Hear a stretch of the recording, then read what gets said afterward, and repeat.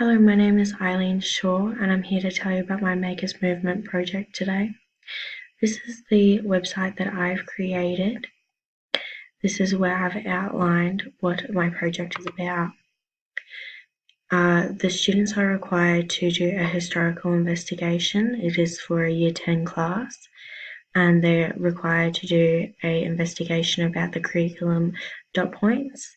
That's these ones here, and that I've outlined. They must then present their findings in a blog and submit a individual reflection on how they felt that their blog went, as the blog is done in groups.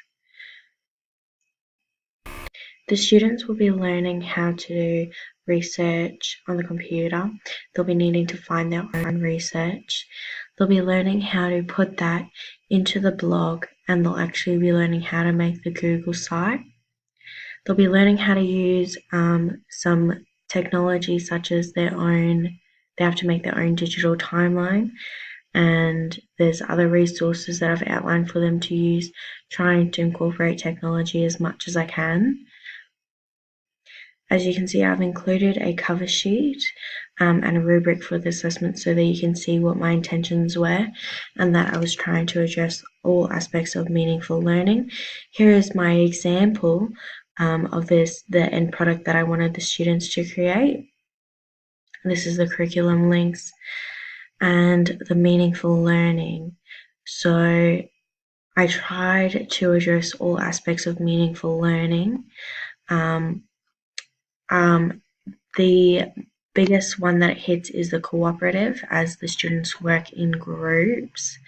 And it's also very intentional. Everything that I've done for a reason, so that the students are really getting the most out of the project that they can.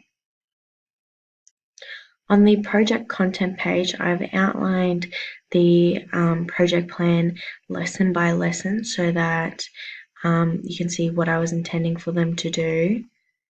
I wanted the students to use a Google site document to create their blog and put their findings in there so that they could not only learn how to use this piece of technology, but share it to other classmates and learn off each other because they're all creating their own focus questions.